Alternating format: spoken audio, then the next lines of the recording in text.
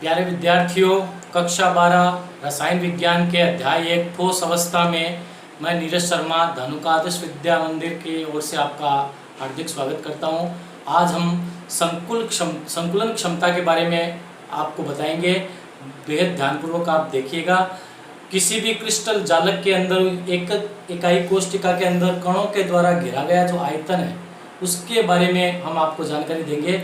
सबसे पहले एक छोटे से एग्जांपल से मैं आपको बता देता हूँ कि कोई भी एक इकाई कोशिका होती है, उसके कोणों पर जो कण होते हैं वो पूरे कण हैं वो आपस में इस प्रकार से सेट होते हैं कि वो एक पूरा घन बना लेते हैं, लेकिन घेरते वक्त कुछ स्थान रिक्त रह जाते हैं। उस रिक्त स्थान का बचा हुआ भाग और घेरा गया भाग, इसको हम प्रतिशतता में कैसे निकाल सकते हैं तो उसके बारे में आपको जानकारी देता हूं। देखिएगा बहुत ध्यानपूर्वक। सबसे पहले संकुलन क्षमता की परिभाषा आप देख लीजिए। क्रिस्टल जालक में अवयवी कण क्रिस्टल जालक के कुल आयतन का जितना भाग घेरते हैं उसे क्रिस्टल जालक की संकुलन क्षमता कहते हैं। तो ये जो मैंने आपको पूर्व में जो जानकारी दी उसको परिभाषित किया गया है। अब इसका फॉर्मूला क्या होता है? बेहद आसान फॉर्मूला है, क्योंकि प्रतिशतता में आपको जानते हैं कि 100 से मल्टीप्लाई करके किसी भी चीज की प्रतिशतता निकालते हैं। तो देखिए क्या क्या चीज हम इसके अंदर लेंगे। सबसे पहले अवयवी कणों का आयतन आपको लेना है बटा एकक कोशिका का आयतन। एकक कोशिका क्योंकि घन है तो घन की सभी विमाएं समान होती है तो वो एक क्यूब के रूप में माना जाता है। तो ये तो एक क्यूब हो जाएगा। और अब अवयवी कणों का आयतन किस प्रकार से, तो अवयवी कणों का आयतन निकालने के लिए सबसे पहले सरल आद्य एकक इकाई कोशिका में कुल अवयवी कण कितने आते हैं उसका मैं आपको पूर्व वीडियो में आपको बता चुका हूं कि सिंपल क्यूबिक क्रिस्टल के अंदर अवयवी कणों की संख्या एक ही आती है, क्योंकि उसके 1/8 भाग है वो घेरते हुए कुल कणों की संख्या एक ही मानी जाती है। तो देखिए फिर इसका फॉर्मूला किस प्रकार से बन जाता है। अवयवी कणों की संख्या फिर जितने कण होते हैं उसमें एक कण का आयतन है उसका फॉर्मूला, फिर नीचे एक इकाई कोशिका का आयतन एक क्यूब होता ही है, मल्टीप्लाई आप उसको 100 से करेंगे। तो बेहद आसान। एक अवयवी कणों की संख्या को z मान लेते हैं, एक कण का आयतन होता है वो 4/3 पाई r क्यूब होता है, और एक कोशिका का आयतन है वो एक क्यूब माना गया है। मल्टीप्लाई आपको 100 से करना है।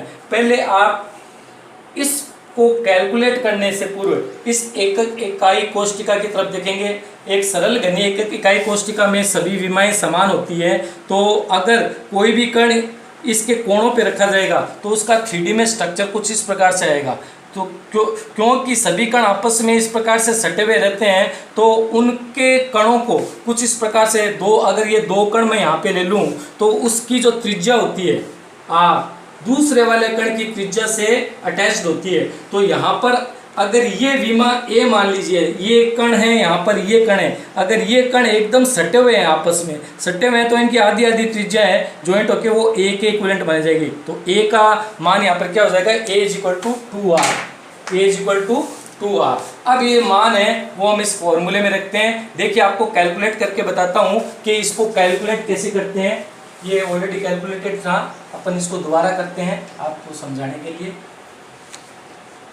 देखिए यहाँ पर आप लिखिए PE अर्थात पैकिंग एफिशिएंसी, Z का मान है वो यहाँ से हम लेंगे 1, तो यहाँ पर रखेंगे आप 1 × 4/3 पाई r क्यूब बटा a क्यूब को क्योंकि हम मान ही चुके हैं 2r जो होता है उसके इक्विवेलेंट होता है, तो इसका क्यूब हो जाएगा तो 2r क्यूब हो जाएगा, जो कि हो जाएगा 8r क्यूब। अब इस 8r क्यूब को यहाँ पर आप पुट करेंगे, इंटू कर देंगे 100 से, तो r क्यूब से r क्यूब कट गया। अब देखिए ये कैलकुलेशन का अपना अपना तरीका है, चाहे तो आप 4/3 को नीचे लेके आप कर सकते हैं, या फिर 4/3 है उसका मान होता है वो 1.33 होता है, तो ये मान आप 1 × 1.33 इंटू पाई का मान 3.14/8 इंटू 100 करेंगे तो इसका जो कैलकुलेशन आएगा वो कैलकुलेशन आएगा बच्चों 52.4%। तो ये था हमारा एसएससी के अंदर अर्थात सिंपल क्यूबिक क्रिस्टल अर्थात आद्य एकक इकाई कोशिका में संकुलन क्षमता वो 52.4 अर्थात कण है वो 52% एरिया है वो घेरते हैं, बाकी खाली रहता है। अब आ जाइए एफसीसी के बारे में।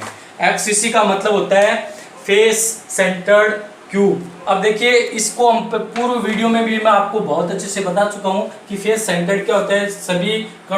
सभी कोणों पर एक एक अवयवी कण होते हैं। इसके अलावा उसके एक फलक पर भी, सभी फलकों पर भी एक एक अवयवी कण मौजूद होते हैं। अब इसकी पैकिंग कैपेसिटी अपन कैसे निकालेंगे? देखिए इसको निकालने के लिए सबसे पहले तो ये आप देखिए इकाई कोष्ठक के बारे में आप ध्यान कर ही लीजिए, लेकिन इसको कैलकुलेशन करने के लिए किसी एक फलक को आप कैलकुलेट कीजिए, जिससे इसकी पूरी एफिशिएंसी है वो आपको पता चल जाती है। तो देखिए यहाँ पर मेरे पास एक ट्राइंगल बन रहा है ACB, जहाँ पर ACB ये 3 मैंने कण ले लिए हैं। इनको आधार मानते हुए A और C है वो A है, और B और C है वो भी A है।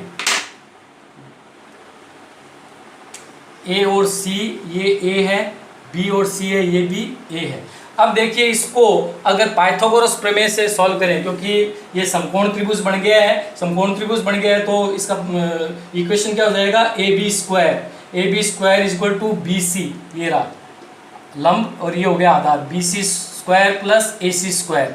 तो यहाँ पर क्योंकि विमा सबकी सेम होती है, इसलिए BC स्क्वायर का A स्क्वायर बन गया, ये A स्क्वायर बन गया, तो टोटल हो गया ये 2A स्क्वायर। जब इसका अपन रूट निकालेंगे तो ये हो जाएगा AB is equal to √2A। अब ये √2A किसके इक्वलेंट होगा? क्योंकि पूर्व वीडियो में भी मैंने आपको त्रिज्या है वो A को इक्वल करके बताया था 2R के, तो यहाँ पर भी आपको त्रिज्या को इक्वल करना पड़ेगा। तो देखिए त्रिज्या को इक्वल करने के लिए इसके प्रत्येक कोणों पर, यहाँ पर, बीच में और एक ये B वाले पे, इस भाग की कैलकुलेशन निकालनी है तो इनको गोलों के रूप में आप ले लेंगे। तो इस आधी त्रिज्या देखिए, एक त्रिज्या ये हो गई, बीच में जो गोला है उसकी त्रिज्या 2R हो गई, और फिर इसकी त्रिज्या R हो गई। इन टोटल को कैलकुलेट करेंगे तो त्रिज्या टोटल कितनी होगी? 4R।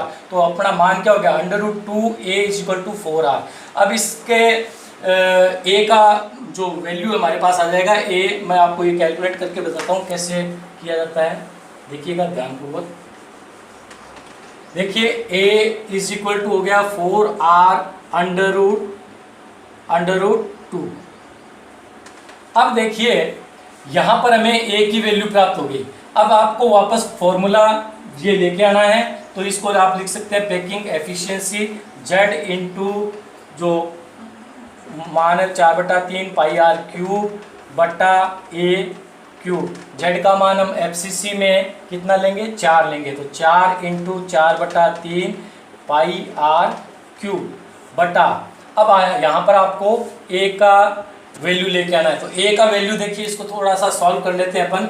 इसको लिख देते हैं 2 इंटू 2R, और यहाँ लिख देते हैं √2। अब देखिए इसको सॉल्व कर लेंगे, ऊपर से भी √2 से मल्टीप्लाई कर दीजिए, नीचे √2 से मल्टीप्लाई कर दीजिए। अब ये संख्या कितनी होगी? √2 इंटू √2 2 हो गई। तो 2 से ये 2 कैंसिल हो गया, तो हमारे पास जो मान प्राप्त होगा बच्चों वो 2 √2R प्राप्त हो जाएगा। ये मान है वो यहाँ हम रखेंगे 2 √2R का क्यूब हो जाएगा, क्योंकि ये क्यूब था तो ये पूरी संख्या कितनी हो जाएगी? क्यूब हो जाएगी। अब देखिए इसको जब आप ये R³ से R³ कैंसिल हो गया, जब आप इस पूरी इसको कैलकुलेशन करेंगे, इंटू 100 कर दीजिए, यहाँ पे भी इंटू 100, जब आप इसको पूरा कैलकुलेशन करेंगे तो इसका मान प्राप्त होगा बच्चों 74%। आइए अब बात करते हैं BCC के बारे में। देखिए BCC अर्थात बॉडी सेंटर्ड क्यूब के अंदर आपको एफिशिएंसी कैसे निकालनी है, यानी इसकी क्षमता कैसे निकालनी है। आइए एक मॉडल पे बात करते हैं। देखिए ये एक वैसी यूनिट है, क्यूबिक यूनिट है, लेकिन इसकी खास बात होती है कि इसके कोणों पर अवयवी कण तो होते ही होते हैं, सभी कोणों पर एक एक अवयवी कण होंगे, लेकिन एक कण इसके ठीक बीच में होगा। देखिए यहाँ पर होगा। और अब इसकी जो कैलकुलेशन निकालेंगे उसके बारे में थोड़ा सा आपको बताता हूं मैं। सबसे पहले ये है एक क्यूब, अर्थात बॉडी सेंटर्ड क्यूबिक यूनिट है ये, कारण क्योंकि इसके ठीक मध्य में भी कण है। अब इसकी कैलकुलेशन निकालने के लिए आपको स्टेप बाय स्टेप चलना पड़ेगा। ध्यानपूर्वक देखिए, अगर यहाँ पर एक ट्राइंगल अपन देखें, ध्यान देखिएगा, इसको अगर ये कण मान लें तो देखिए A, B और C, यानी इसके ठीक बीच में से ये A, B, C, अब देखिए ये ए बी सी के लिए जो आधार है, बी सी आधार है, इसकी कैलकुलेशन निकालनी पड़ेगी, इसकी कैलकुलेशन निकालनी पड़ेगी। तो देखिए ये इकाई है, इसके ठीक नीचे की तरफ, इसके ठीक नीचे की तरफ अगर एक लाइन और निकाल दी जाए इस प्रकार से सीधी, तो बीच में ये कण था, ये आडी लाइन नीचे की तरफ ये, तो ये ट्राइंगल आपको कुछ ऐसा मिलेगा टेढ़ा।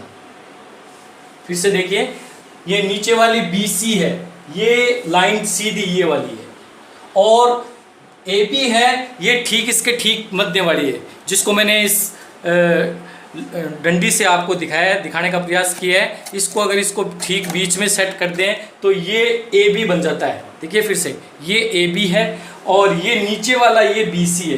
तो इस प्रकार से आपको इसके ट्राइंगल को ठीक बीच में से लेते हुए चलना पड़ेगा। तो ये था आपका ABC। अब आप अपने सामने पाइथागोरस प्रमेय जो है वो लगानी है। तो देखिए किस प्रकार से AB का स्क्वायर BC अर्थात ये नीचे वाला आधार BC square plus AC square, क्या है AC स्क्वायर। अब देखिए हमारे पास BC के लिए जो वैल्यू है वो हमें कैलकुलेट करनी पड़ेगी। इसके लिए अपन को क्या करना पड़ेगा, इसका नीचे वाला बेस मानना पड़ेगा। नीचे वाले बेस में भी एक विकर्ण है जिससे कि हम पाइथागोरस प्रमेय से उसको सॉल्व कर सकते हैं। तो लीजिए सबसे पहले BC की वैल्यू निकालते हैं। BC की वैल्यू निकालने के लिए इधर ध्यान दीजिएगा, एक ट्राइंगल है मेरे पास BCD, फिर से ध्यान दीजिएगा BCD। अब इसके लिए BC है वो कर्ण हो गया, बाकी की ये जो भुजाएं BD और BC ये इसकी जो लंब और आधार है। तो यहाँ पर ये क्या बन जाएगा, BC स्क्वायर बराबर BD square plus CD square. BD आपकी ये भुजा हो गई और CD आपका लिए ये हो गया। तो ये इनकी विमाएं समान है तो इनके ऊपर मान रख देंगे अपन। BD का मान A स्क्वायर, इसका मान हो गया A स्क्वायर। इनको जब सॉल्व करेंगे तो ये अपने पास प्राप्त हो जाएगा √2a। ये √2 है, 2a है। फिर से ध्यान दीजिए ये √2 है।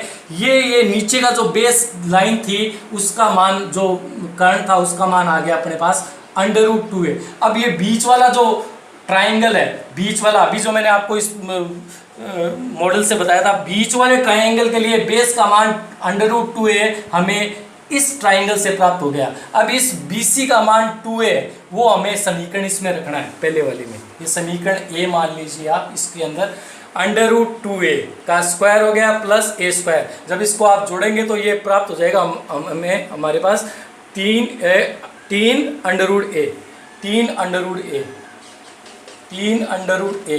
अब इसको जब √ में प्राप्त करेंगे तो ये मान प्राप्त हो जाएगा अपने पास √3a, जो कि मान है √3a इसका। अब ये √3a है, ये किसके इक्विवेलेंट है, जो पिछले वाले हमने वीडियो में किया था, ठीक उसी प्रकार इसकी त्रिज्या निकालनी है। तो √3a है वो इसकी त्रिज्याओं को कैलकुलेट करना है। देखिए ये गोला यहाँ है, फिर ये गोला यहाँ है, ये गोला यहाँ है, इसकी ये त्रिज्या r, इसकी दोनों त्रिज्या मिला दे तो 2r, इसकी ये त्रिज्या मिला दे तो r। तो ये टोटल त्रिज्या कितनी हो जाएगी, 4r हो जाएगी। अब यहाँ से देखिए √3a से a की वैल्यू आप निकाल लेंगे, a यहाँ छोड़ दीजिए, √3 को यहाँ पे ले लीजिए। ये मान प्राप्त हो गया हमारे पास 4r/√3। इस मान को ठीक वैसे ही फॉर्मूले में आपको पुट करना है। z की वैल्यू हमारे पास BCC के लिए 2 आ गई, ये 2 रख दी। कण का आयतन है 4/3 πr3, तो 4/3 πr3 रख दिया। a की जगह ये वैल्यू में हमने इस पूरे डेरिवेशन से प्राप्त किए 4r/√3। तो इसको क्यूब करना ही है क्योंकि फॉर्मूले में क्यूब है। तो जब इसको कैलकुलेट करेंगे तो हमारे पास जो मान प्राप्त होगा वो मान होगा 68%। तो ये था हमारा संकुलन क्षमता का।